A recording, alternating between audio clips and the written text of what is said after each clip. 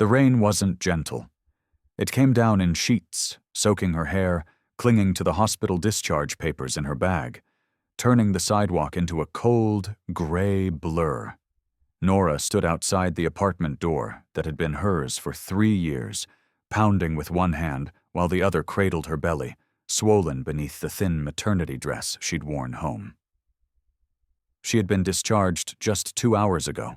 Dehydration and stress, they'd said. She needed rest. She needed calm. What she got was silence behind a locked door. "Luke," she shouted over the rain, "please, just open. I'm sorry." No reply. Only the dim glow of the hallway light, the flickering buzz of a cheap bulb that had always annoyed her. She knocked again, then tried the doorknob one more time. But it didn't budge. Her key no longer worked. He'd changed the lock.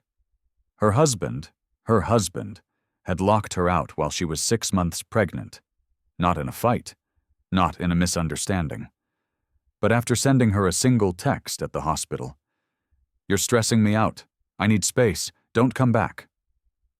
She hadn't believed it. Not until now. The hallway spun slightly, and she gripped the railing, her fingers white and trembling. A neighbor opened their door, peeked out, then quickly shut it again. No help, no kindness, no time. Her phone battery was nearly dead. Her bag held $23, and her parents, gone. Her friends, distant, tired of Luke's excuses, of the silence that had grown between them all. She took the stairs slowly, one shaky step at a time, soaked through, boots sloshing as she reached the street. Where was she supposed to go? A shelter? A bench? She was exhausted. Her feet hurt. Her baby kicked hard, sensing the panic in her blood. She whispered, "It's okay." Mommy's figuring it out. But even she didn't believe the words. She walked aimlessly for blocks. No umbrella, hair plastered to her cheeks, dress clinging to her thighs. Cars splashed by, indifferent. One even honked, like her misery was inconvenient. At a red light, she stopped to rest against a street lamp, chest heaving, heart racing. That's when the black limousine pulled up beside her. Not a cab, not an Uber. A limo, sleek, quiet, windows tinted. The driver's door opened, and a tall man in a charcoal coat stepped out, umbrella already raised. He wasn't old, mid-30s maybe, crisp features, calm eyes, expensive watch. He looked at her like she was a person, not a problem. "Ma'am," he said, voice low and deliberate. "You're going to catch hypothermia out here. Do you need help?" She blinked through the rain. "I'm fine." "You're not," he said gently. "Please, come inside. You can sit, just until the storm passes." Every warning screamed in her head. Don't get in strange cars. Don't trust wealthy men in suits. But something in his tone cut through the panic. He wasn't leering. He wasn't pushing. Just standing still. Umbrella shielding. Her waiting. I don't have anywhere to go," she whispered. "I don't need money, I just need—" Her voice broke. "To be warm for a minute." "Then let's do that," he said, opening the passenger door. "Please." She hesitated, then climbed in, heart pounding. The inside smelled like leather and cedar. A blanket sat folded on the seat, and he offered it without a word. "Can I ask your name?" he said. "Nora," she answered shakily. "Yours?" "Calder," he said. "Calder Vance." Her heart lurched. The name was familiar. The man behind Vance Tech, one of the youngest CEOs in the city. Forbes covers, news clips. She stared at him, stunned. "Why are you driving a limo?" "I had it sent for someone else," he said. "But then I saw you." "I'm not some project," she said quickly, voice sharp. "I don't need pity." "Good," he replied, "because I'm not offering it. I'm offering a seat, and maybe options."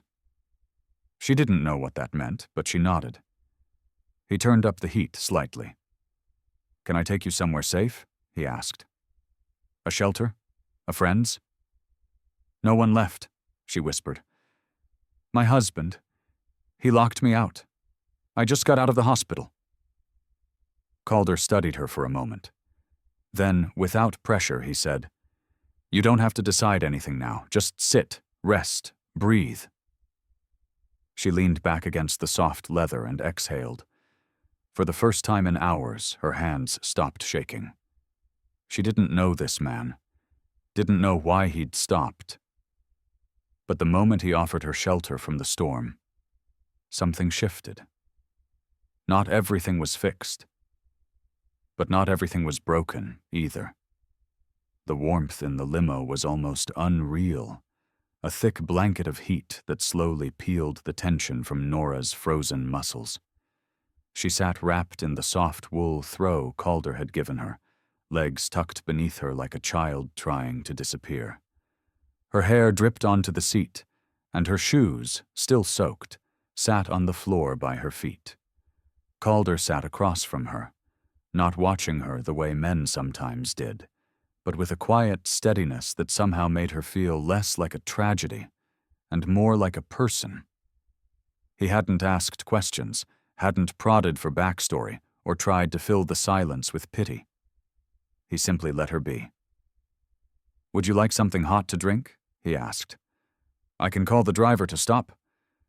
"I don't want to inconvenience you," she murmured, still unsure of what this man was or why he had stopped for her in the first place. "Nora," he said gently, "you are soaked through and 6 months pregnant. You're not an inconvenience. You're a woman who deserves to be dry and fed and safe." She looked up sharply. "Why did you stop?" "Because I saw a woman in trouble, and I had a car with heat and space. That's really it. People don't usually stop." "People usually don't notice," he replied. "Or they pretend not." To the truth of that stung. How many people had passed her, heads down, windows rolled up, pretending she didn't exist? Calder didn't pretend. He saw her. That made him dangerous, or kind. She hadn't decided yet. "I'm not a drug addict," she said suddenly. "I'm not unwell. I'm just abandoned." "I didn't assume any of those things," he said. "I assumed you needed help. I'm not used to help without a price." He tilted his head. "Then maybe today is your first time." Nora's stomach tightened. Not with hunger, but confusion. It had been months since anyone had looked at her with anything other than disappointment or dismissal. Luke had grown colder as her pregnancy progressed, until his words turned into sighs, and his silence turned into distance. And now, a stranger with $1 billion company was looking at her like she was something rare, not ruined. "Where are we going?" she asked softly. "Right now?" "Nowhere. Unless you want to be somewhere." "I don't have a home anymore." "Then you need shelter, a warm place to rest. 1 night. That's all I'm offering tonight. 1 night. You decide after that." "You don't even know me." "I know you're scared," he said. "I know your hands were shaking when you got in. I know your husband did something unforgivable. And I know that no one, deserves to be thrown away when they're carrying life inside them." Her throat tightened. "I'm sorry I'm crying again." "Don't be," he said simply. "Tears mean you're still fighting." The car glided smoothly through the city, the rain streaking the windows with silver lines. Calder picked up his phone, tapped a message, and then said, "I have a guest apartment above my office downtown. It's secure, warm, and private. You can stay there tonight. No strings. I'll have groceries delivered. Clean clothes if you tell me your size."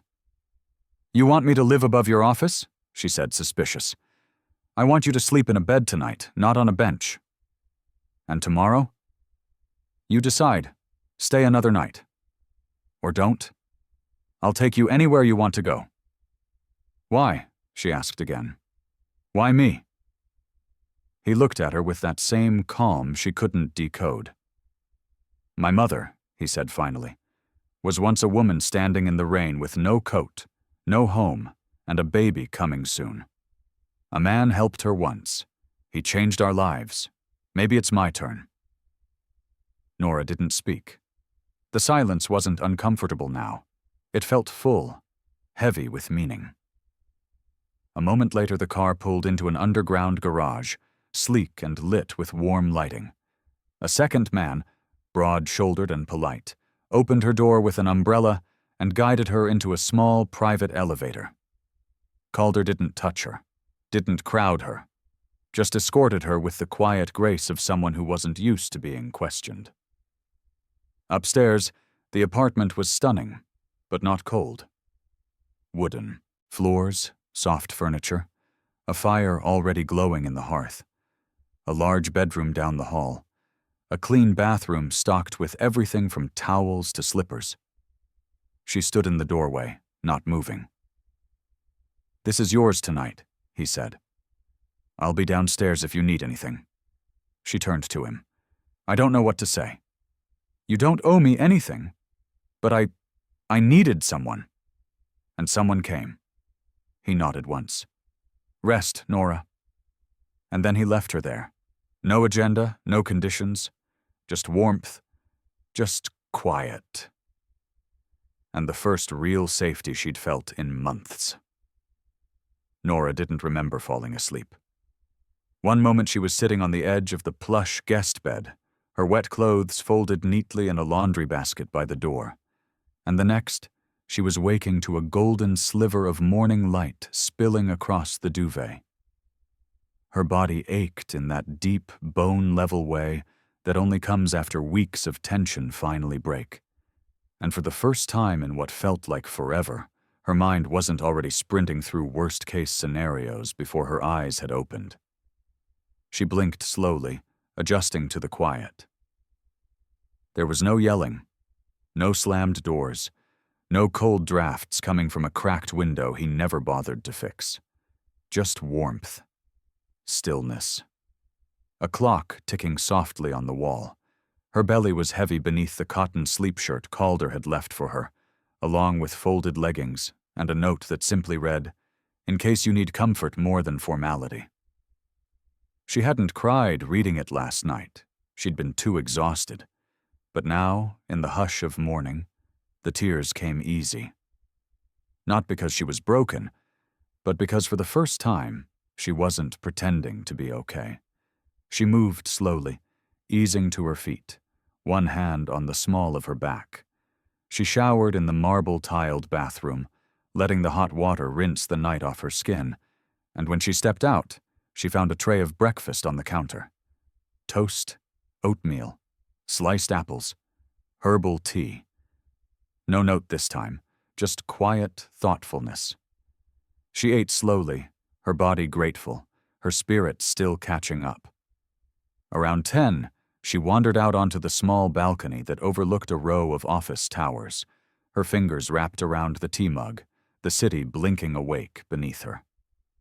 That's when she saw Calder below, standing near a delivery van, sleeves rolled, helping unload cases of food. A CEO unloading groceries. She couldn't look away. He moved like he wasn't in a hurry, like no one expected more of him than presence. When he finally returned to the building, she retreated inside, embarrassed to be caught staring. 20 minutes later, there was a knock. Gentle. She opened it to find him standing there with a box in hand. "I brought some more groceries," he said. "Didn't want you to run low." "I haven't even gone through the first batch," she replied with a faint smile. "Then you're ahead of schedule." He handed her the box. "How'd you sleep?" "Like I'd been drowning and someone finally pulled me out." He nodded slowly. "I'm glad." She opened the box and saw it was full of small things, unscented lotion, soft socks, a lavender candle, ginger chews for nausea. Thoughtful, but not intrusive. "You think of everything, don't you?" she asked. Only what I've seen people need when they don't ask, he said. I don't always get it right. She set the box down. Calder, I don't want to take advantage of you. You're not. But it's more than kindness. It's decency, he said simply. That shouldn't be so rare. She looked at him carefully. Why do you really do this? Why didn't you just call someone else to help me? Because when you're standing in the rain and you see someone breaking, you don't wait for someone else to do what you could have done first. Her throat tightened. It's just, no one's ever shown up like this before. Then I'm sorry for that. They stood in silence a moment, the air between them soft with honesty. Would it be okay if I stayed another night? She asked quietly. Just one more. As many as you need, he said without hesitation. But yes, let's call it one more. Thank you. You don't have to thank me every time. I know, but I want to. He gave her a warm nod and stepped back toward the elevator. There's a rooftop garden if you want fresh air without the city noise. Code's the same as the front door. I might do that. Take your time, Nora. The world isn't going anywhere. When he was gone, she sat on the couch and stared at the candle he'd brought. She hadn't realized until now how fast she'd been spinning, how numb she'd gone. But Calder didn't treat her like glass or rubble. He treated her like someone who could still build. That night, as the sun dipped below the skyline and the apartment glowed gold with the last light of day, Nora curled up on the couch with her hand on her belly and whispered to her baby, "We're safe now." It wasn't everything. It wasn't forever. But it was the first night she truly believed it. Nora had never stepped into a boardroom before, let alone one that overlooked the entire skyline. Yet there she was, standing awkwardly near the door in borrowed flats, her hair pulled back loosely, watching Calder conduct a meeting through the thick glass wall that separated his office from the rest of the top floor. She hadn't planned to come down from the guest apartment, but she'd heard voices, many of them, and something inside her had stirred. Curiosity? Guilt?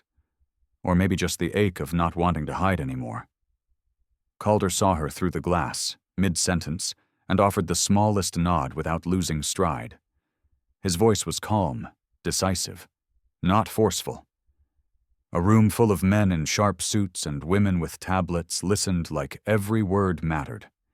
And somehow, despite the pressure, his presence didn't feel distant. It felt grounded.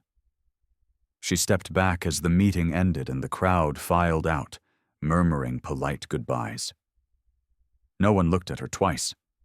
Not because they didn't notice her, but because Calder had made sure they wouldn't see her as anything other than someone who belonged. A few minutes later, he emerged with his suit jacket slung over one shoulder and a takeaway coffee in hand. "You made it out of hiding," he said, smiling. "I thought I'd get fresh air on a different floor," she replied. "You were impressive in there. You'd be surprised how much of leadership is just listening well and speaking last." She tilted her head. "That's not what I've heard." "Then you've heard it from the wrong kind of leaders." They walked toward the lounge area outside his office, where soft chairs faced the skyline, and the light poured in golden through floor-to-ceiling windows. "I know it's a strange question," she said cautiously, "but why is the apartment still empty?" "You mean why don't I rent it or fill it with furniture?" She nodded. "Because it used to belong to someone I loved," he said simply, "and when she left, I didn't have the heart to change it. I keep it open now, for someone who might need it more than I need to forget." Nora studied his face. There was no bitterness in his voice, no self-pity, just memory. "I'm sorry," she said. "I'm not," he replied. "That loss gave me the eyes to see when someone else is slipping. Like you." She didn't know what to say. There were no perfect responses for a man who gave without strings. She looked down at her hands. I've been thinking about what happens when this baby comes. Where we'll go, how I'll afford anything. I keep thinking I'll wake up and this will all be gone. What do you want to do? I want to feel useful again. Strong, like I'm not just surviving day to day. Then let's start with something simple. He reached into a folder on a side table and handed her a brochure. Our company donates nursery sets to single mothers through a charity I helped fund. Cribs, clothes, bottles, safety kits, the works. Yours is already ordered. It'll arrive tomorrow. Her lips parted. Calder, I can't accept all of this. Yes, you can. Because I'm not giving it out of guilt or charity. I'm giving it because it's the right thing. And because I believe people rise faster when they're standing on solid ground. What if I never get back on my feet? She asked quietly. What if I disappoint you? He met her gaze steadily. Then we'll try again. And again. You don't owe me success. You owe yourself a fair chance. She nodded slowly, emotion burning behind her eyes. And the suit? She asked, gesturing to the one he wore. Do you wear that even on days when the world hurts? Especially on those days, he said, because how I show up matters. To people like you. To the version of me I'm still trying to be. She sat in one of the chairs and looked out over the city. I used to imagine my life differently. I thought Luke and I would be partners. I thought we'd raise this child together. I never thought I'd end up begging someone to open a door. Calder sat beside her, his voice low. You didn't end up there. You passed through it. There's a difference. She let the silence settle. You talk like someone who's lived through storms. I have. But you walked through one carrying another life. That takes more strength than most people will ever understand. For the first time in a long time, Nora didn't feel like a cautionary tale. She felt like a survivor. Maybe even something more. That night, she stood in the apartment surrounded by fresh diapers, folded onesies, and a small white crib now assembled by Calder himself. She ran her fingers along the edge, then pressed her hand gently to her stomach. We're going to be okay, she whispered. We're not alone anymore. And for once, she believed it. The first sign that something had shifted came in the form of a voicemail. Nora had just finished folding a basket of baby clothes in the apartment when her phone, plugged into the kitchen outlet, buzzed and lit up with an unfamiliar number. She ignored it, assuming it was another spam call, until the voicemail alert chimed a few seconds later. Curiosity won. She wiped her hands on her leggings and pressed play. It was Luke. Nora, the voice rasped, hurried and unsteady. I saw you. On the news? What the hell is going on? Why are you with him? Do you know what this looks like? He sounded panicked, not with concern, but with control slipping through his fingers. Call me back, now. She stared at the phone. On the news? What did he mean? She didn't have to wonder long. Within an hour, the first headline hit her notifications feed. Tech CEO Calder Vance seen escorting mysterious pregnant woman into private residence. The photo was grainy, but clear enough. Her soaked dress, his umbrella, the car door open behind them. Then another. Who is the woman Calder Vance rescued during the storm? It had been someone on the street, someone with a phone and no context. A passing moment now frozen online. She sat down hard on the edge of the couch, heart thudding. Mason's phone buzzed on the table. Probably more press. She hadn't prepared for this. She'd barely begun to feel human again, and now the world was watching. She hadn't asked for a spotlight.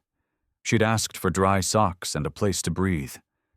She called Calder, her fingers shaking. He answered on the first ring. "I've seen it," he said calmly, before she could speak. "It's spreading fast." "I didn't mean for this," she said. "I didn't ask for attention. You didn't do anything wrong. But your name can withstand it. I've had worse headlines. I don't want to be the woman everyone pities or judges." "Then you won't be," he said, "because you're not. Anyone who knows the truth will see strength, not scandal." She pressed her hand to her chest, trying to still her breathing. "What if Luke shows up? He won't get past security. But he knows where I am now." "And if he tries anything," Calder said, "we'll handle it, together." She didn't answer, just let the silence stretch until it softened. Later that afternoon, she was in the rooftop garden trying to clear her thoughts when she heard her name. Nora. The voice was familiar. Too familiar. She turned and saw him. Luke, dressed too clean for someone supposedly devastated, standing just outside the gate where the building's garden met the main stairwell. He must have followed a delivery crew inside or snuck past when someone swiped in. Her chest went tight. "What are you doing here?" she asked, backing up a step. "I came to get you. You need to come with me. Whatever this is, it's done. You've made your point." "My point?" she echoed, stunned. "You locked me out of our home, Luke." "I panicked. It was a mistake. You're my wife. That baby is mine." "It wasn't panic. It was cruelty. You left me with nothing." "I didn't think you'd go crawling to a billionaire. That's not a good look, Nora." Her hands curled into fists. "I didn't crawl anywhere. He offered me shelter, safety, everything you didn't. Do you have any idea what this is doing to my reputation?" "Your reputation?" she choked. "I was sleeping on the sidewalk, Luke, and now the only thing you care about is how this looks." He stepped closer. "You're not thinking clearly. You're pregnant, emotional. We can fix this.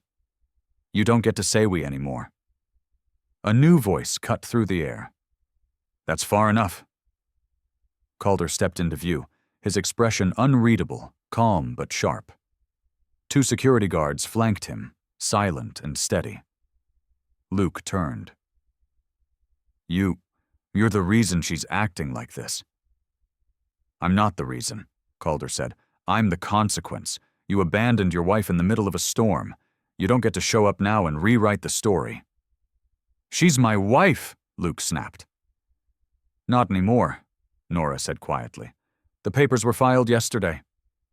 Luke's face crumpled. "You'll regret this."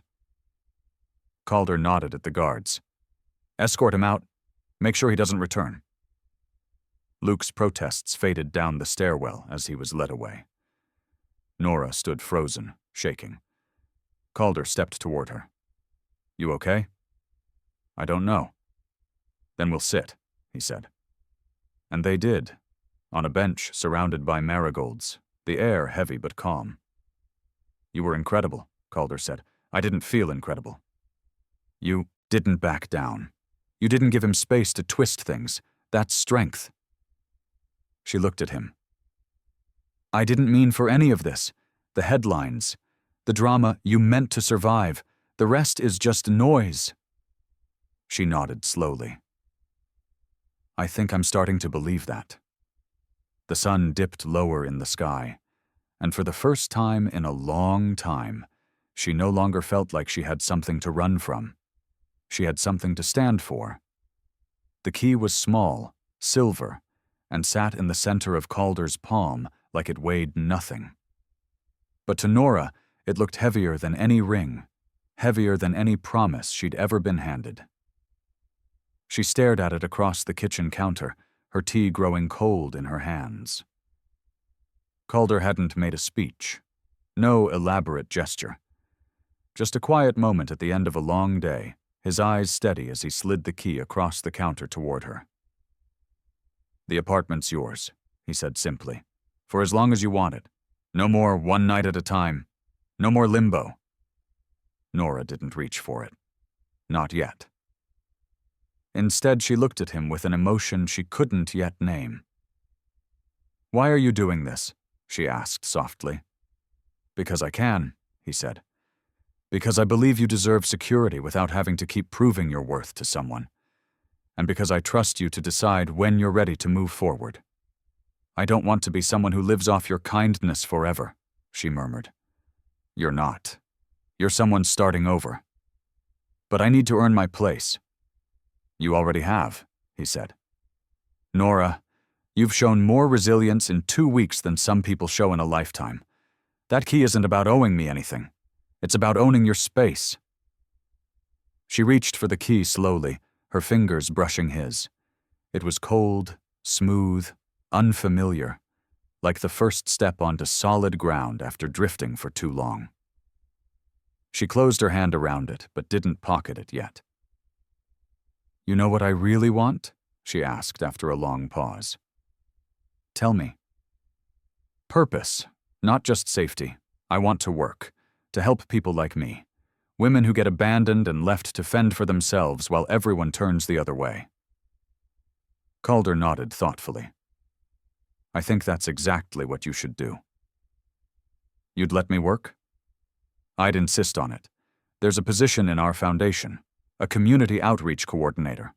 It's part-time, flexible, and entirely centered on building programs for women in crisis. You'd be perfect for it." She blinked. "You're serious?" "Nora, I didn't pull you from the rain to put you in a cage made of gratitude. I want you to build, on your terms." She felt her throat tighten, and she turned away for a moment, walking to the window, clutching the key tightly. The skyline glittered outside, the city vast and uncaring. But this space, this tiny corner of the world, felt different. "You make it hard to believe this isn't a dream," she whispered. "Then I guess we have to keep proving it's real," Calder said behind her. "One step at a time." She turned back to him, her voice steadier now. "If I'm going to stay, I want to contribute. Help pay for groceries, buy diapers, do laundry, something." "All of that's already yours," he said gently. "You don't need to prove anything, Nora. But if it makes you feel stronger, then yes. Let's build it that way. Together." "Together?" she asked carefully. He met her gaze. "You're not alone anymore. That doesn't have to mean romance or commitment or anything you're not ready for. But it does mean I'm here. Fully. Without conditions." Nora said nothing. Just breathed in the space between them. A space that wasn't pressing in, but making room. That night she took the key and slipped it into her pocket. A quiet act, a private vow. She wasn't just surviving anymore. She was choosing to stay. The next morning she accepted the job. Not because she needed charity, but because she needed a path. She showed up at the foundation office with a notebook, a list of ideas, and the quiet fire of someone who knew exactly what it felt like to be invisible, and how important it was to be seen. Over the next week, Nora found her rhythm. Mornings at the foundation, afternoons organizing the nursery, evenings walking the rooftop with Calder and Emma, the baby's name slowly forming in her mind.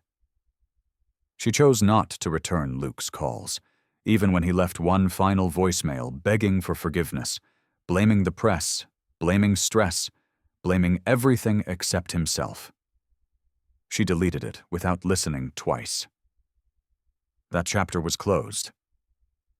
One evening, as she prepared tea for both of them, she turned to Calder and said, "This apartment feels like a cocoon, not a cage, a place where I'm changing." "You are," he said, "and soon you'll emerge, and the world won't know what to do with someone as strong as you." She smiled at him, small and true. "I don't need the world to know," she said. "I just need me to know." And in that moment, with her hand resting on her stomach and the city glowing beneath their feet, she finally did.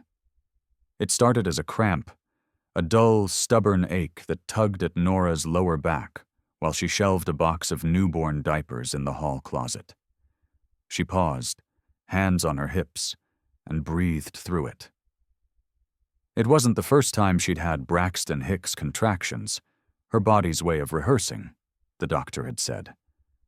But this one lingered longer, deeper. She made her way back to the couch and eased down, sipping water and watching the light fade behind the skyline. The apartment was quiet except for the soft ticking of the wall clock and the occasional beep from the kettle. Calder was still at the Foundation's board meeting across town. He'd offered to cancel it earlier when she said she felt tired, but she'd insisted he go. "You don't have to watch me breathe and snack all day," she'd teased. He'd smiled and kissed her forehead, saying, "Just text me if anything changes. I'll be back before dinner." But now things were changing, fast. The next wave hit harder, more pressure than pain. But this time, she gasped. She stood to go to the bathroom, and that's when it happened. A sudden, unmistakable warm gush down her legs. She froze, looked down, and felt her heart leap into her throat. Her water had broken. The baby was coming. Alone. Nora gripped the back of the couch and tried to steady her breath. The hospital bag Calder had helped her pack sat by the door, ready. Her phone was on the counter, not far, but it felt like miles.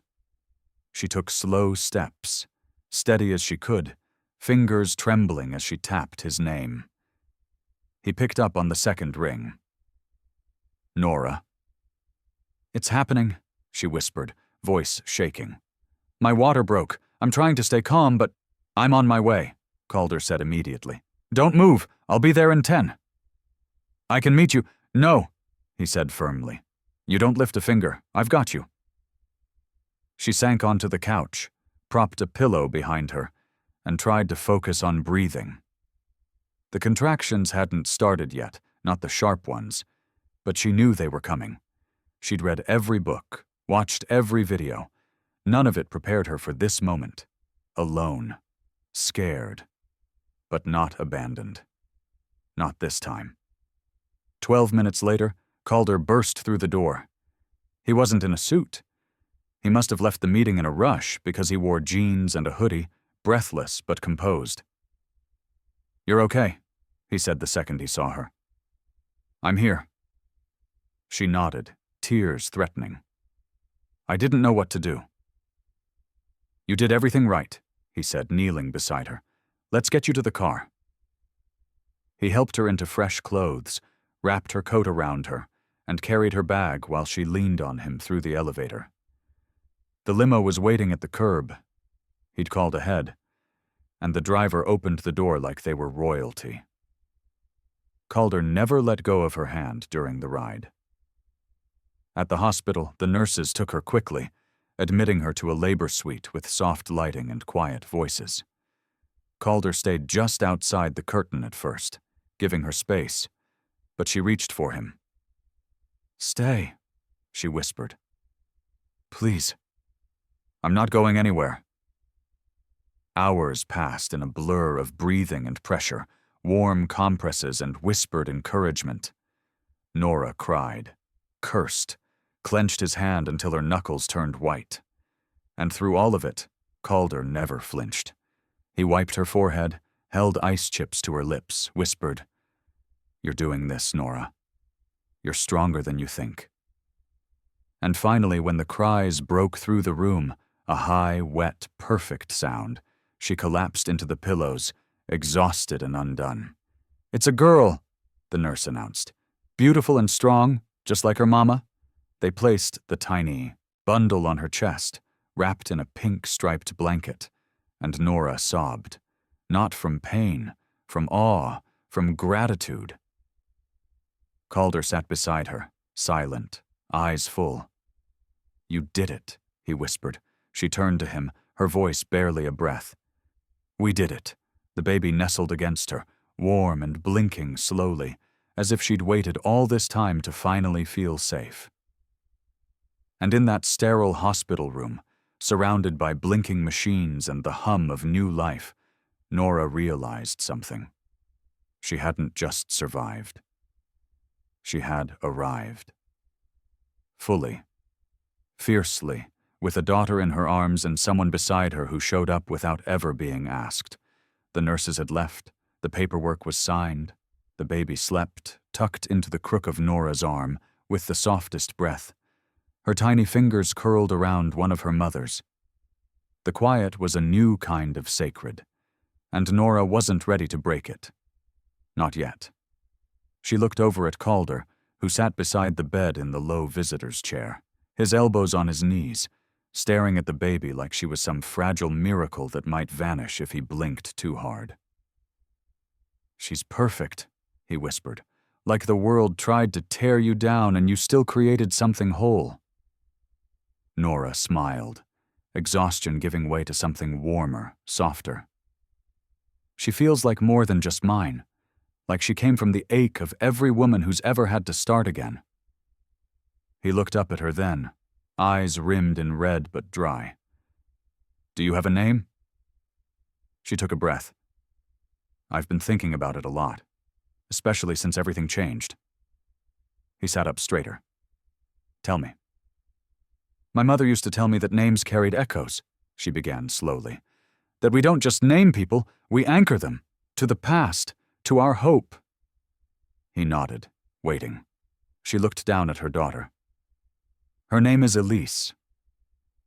Calder went still. His jaw tightened. His breath caught. He turned away slightly, as if hiding something he couldn't hold in. "You okay?" she asked gently. He nodded once, then again, more firmly. "That was my sister's name," he said after a long pause. "She passed when I was 17. She was the best part of our family, the only softness in a house full of ambition."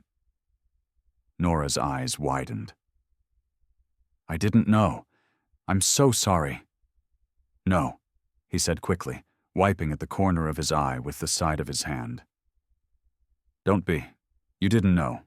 That's what makes it matter more." He looked at the baby again, quieter this time. "She would have loved that." "It felt right," Nora whispered. "The name has always stayed with me, like it was waiting." It was. They sat there in silence again, but not the kind that stretches too long. The kind that feels like acknowledgement. Nora leaned back into the pillows. "Do you want to hold her?" Calder's breath hitched. "Are you sure? You've been here through everything. You've earned this more than anyone." He stood, stepped to the bed, and reached out with practiced care. She showed him how to cradle her, how to support her head. And when Elise settled into his arms, tiny and warm and barely the length of his forearm, something in him visibly melted. His shoulders relaxed, his brow eased, his breathing changed. "Hey there, little one," he whispered. "I'm Calder, your mom's friend. Maybe more if she'll let me." Nora smiled. "Careful what you offer. She already has you wrapped around her finger." "Good," he said. "She should. I never want her to doubt a man will show up for her." "That's more than I ever had growing up," Nora said quietly. "Me too," he admitted. Elise stirred, yawned, then resettled against his chest. Nora watched them, emotion pulling at her in a new way. Not grief, not fear, something gentler, something closer to belief. "You really never wavered," she said. "Not once." "You did enough wavering for both of us," he teased softly. "But I knew. From the moment I saw you in the rain, I knew someone had failed you, and I wasn't going to be next." "You weren't," she said. "You were the beginning." "Of what?" he asked. She met his gaze. "Of me learning how to trust again." He looked down at Elise. "Then she came at the perfect time." "So did you." The nurse returned a few minutes later to check vitals and smiled when she saw Calder still holding the baby. "She's a natural with you," she said. You sure you two aren't already family? Calder glanced at Nora, then back at the nurse. Working on it. The nurse raised an eyebrow but didn't ask more. She left with a knowing smile. Nora reached for her tea on the side tray and took a slow sip. What happens now? Calder returned Elise to her arms, gently adjusting the blanket around her. Now? He repeated. Now we take it one morning at a time. You recover. She grows. I keep showing up. And we don't make any promises we're not ready for. What if I'm ready? He blinked. Are you? She nodded, voice steady. I want this. A real chance. Not because I need rescuing, but because I want to walk beside someone who never made me feel like a burden. Calder didn't speak right away. He just stepped closer, leaned in, and pressed a soft kiss to her forehead. Then we walk, he whispered. And in the glow of the hospital room, with a baby named Elise sleeping soundly and two people finally daring to believe again, the future didn't seem so far away at all. The keys stayed on the hook by the front door, untouched. Not because Nora didn't need them, but because Calder had never once made her feel like she had to use them just to prove she belonged. The apartment, once a sterile, echoing guest suite, was now a home filled with warmth and rhythm. The scent of baby lotion lingered in the hallway. Tiny socks lived in the laundry basket. A lullaby played from a speaker softly during evening feedings. And Elise, now a few weeks old, had turned the quiet walls into something alive. Nora stood in the living room in her bare feet, rocking Elise gently while sunlight poured in through the wide windows. Outside, the city moved with its usual noise and chaos, but in here, time slowed. She wore soft jeans and a nursing tank top, her hair in a loose braid, her expression calm in a way she hadn't known herself capable of just a month ago. The door opened with a click, and Calder stepped in, loosening his tie and offering a tired smile. How are my girls? Your littlest is gassy and opinionated, Nora said, shifting Elise to her shoulder. Your bigger one needs caffeine and sleep in equal amounts. I can't help with sleep, he said, crossing the room, but I did bring caffeine. He held up a to-go cup with her favorite cinnamon oat latte from the cafe on 6th. She smiled as he handed it to her, brushing his lips across her forehead. You're an actual magician, she murmured. No, just a man who listens when a woman says what she wants. Dangerous skill. Life-saving, really. They sat on the couch, Nora with her legs folded beneath her, Calder beside her with Elise now resting peacefully in his arms. He looked down at the baby, his expression softened by something that lived deeper than affection. It was awe. It was a quiet promise. Did you know, he said, I never imagined I'd want a family. I figured I'd just keep building things, running meetings, flying to conferences. And then you showed up, on a street corner, in the rain. I wasn't much of a vision, she said. You were everything, he replied. You still are. Nora watched him with new eyes no longer blurred by fear or scarcity.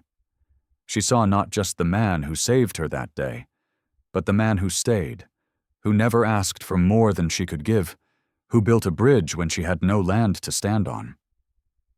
I was thinking about the apartment, she said. Do you want me to move out when the lease on the space below ends? Is that what you want? She shook her head. I want this. All of this. But I need to know I'm not overstaying what was meant to be temporary. Calder looked around. The crib nestled into the corner of the bedroom, the bookshelf now filled with board books and teething toys, the blanket had knitted draped over the couch. Nothing about this feels temporary to me. But you didn't sign up for this, not a newborn, not diaper changes and sleep regressions. You're right, he said. I didn't sign up. I chose it. She stared at him, heart thudding. Calder. You can stay here as long as you want, he said gently. You can live here. Raise Elise here. Or, if you're ready, you can stop thinking of it as my apartment and start thinking of it as ours. The word hit her like a held breath, finally released. Ours? She echoed. I know it's early, he said. I know your heart's still healing, but you don't need to question whether you're wanted. You are. This is home, Nora, for as long as you want it. She blinked quickly, fighting emotion. I was homeless, and now you're asking me to build a home with you. No, he said. I'm inviting you to keep building the one you already started. She leaned forward, kissed Elise's forehead, then Calder's cheek. You really think we can do this? We already are. That night, after Elise fell asleep in her bassinet, and the city lights blinked against the window panes, Nora sat at the table and wrote a short letter. To herself. Dear past me, you survived. He didn't stay, but someone better did. And you didn't just land on your feet, you built something solid, something yours. She folded it, placed it in the drawer beside the crib, and turned out the light. The apartment wasn't just a place she'd stayed. It had become the proof of everything she'd grown into. The woman who no longer waited for someone to choose her. The woman who had finally chosen herself. The limo pulled to a slow stop in front of City Hall, its black frame polished to a mirror shine. The same car that had once picked her up, dripping and discarded from a street corner. But today, it carried her differently. Not as a woman escaping heartbreak, but as someone walking straight into the life she had chosen, step by steady step. Nora smoothed the soft cream fabric of her dress, simple and elegant, her hair pinned in curls with a few strands left loose around her face. Elise cooed in her lap, nestled in a white cotton dress with lace trim and tiny gold shoes Calder had jokingly called too fancy for someone who still throws up on herself. Nora smiled at the memory, at how far they'd come. The door opened, and Calder stood there, not in a tuxedo, but in a slate gray suit with no tie and the quiet expression he wore when something mattered. He offered his hand, not as a rescuer, not as a man sweeping in to save her, but as a partner. Equal, steady, present. She took it without hesitation. You ready? He asked. She nodded. I've never been more sure of anything. Inside, the ceremony was private. Just them, Elise, a city official with kind eyes, and a witness from the foundation who'd offered to help on her lunch break. There were no grand speeches, no photographers, no crowd. But the vows were real. Calder looked at her with the same quiet reverence he'd shown since day one, his voice even but thick with emotion. You taught me what strength looks like when the world turns its back, and you reminded me that home isn't a place, it's who you build beside. Nora took a breath, blinked through the tears rising in her throat, and said, You gave me room to rebuild without conditions. You never made me feel like I had to earn your love. Just hold it gently. I promise I will. When they kissed, Elise squealed in her stroller like she approved, her chubby arms waving in triumph. Everyone laughed, and the sound felt like sunlight. Outside, as they stepped back into the car, the driver smiled at them in the rearview mirror. Back to the apartment? Calder looked at Nora. No, she said. Home. The word sat different now, not like a wish, like a truth. On the way there, she rested her head on Calder's shoulder while Elise dozed beside them. They passed the street where it had all started, the bus stop where she had stood soaked and shaking, where no one had stopped except the man who would become everything she didn't dare ask for. Do you remember what I looked like that night? She asked softly. Calder turned to her, brushing a curl from her cheek. I remember thinking you had the saddest eyes I'd ever seen, and the strongest spine. She chuckled. I was a mess. You were a miracle in motion. And now? Now you're my wife. He kissed her temple. And I'm the luckiest man in the world. When they arrived, the building manager greeted them with a small bouquet and a card that read simply, For the woman who reminds us all what starting over can look like. Upstairs, the apartment was the same, but it felt transformed, not with furniture or paint, but with meaning. The bassinet, the coffee mug left on the counter, the framed photo of Elise that Nora had finally allowed herself to print. All of it whispered, You made it. You stayed. You didn't let what happened define what came next. That evening, as the city slipped into blue twilight, Calder took Elise in his arms and swayed with her to the soft music playing from the corner speaker. Nora watched them, her heart full, her hands no longer empty. She had come from nothing but heartbreak and concrete and silence. And now she had everything that mattered. Love, safety, a name that wasn't given in pity, but chosen in hope. What do we tell her? Nora asked. When she asks how we met. Calder grinned. We tell her it started with a storm and ended in the warmest car in the city.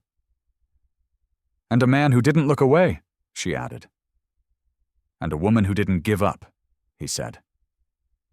Elise babbled, oblivious, her tiny fingers wrapped around his shirt. Nora stepped closer and wrapped her arms around both of them. I think I like the sound of Nora Vance, she whispered. It suits you, he said. It always did.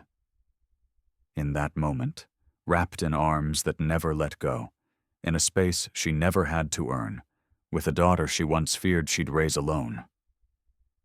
Nora smiled, knowing she had stepped fully into her own ending, one she hadn't expected, one she had chosen. Please like, share, and subscribe to support more true-hearted stories on General Common Tales. If you'd seen her standing in the rain that night, would you have stopped too? Tell us in the comments.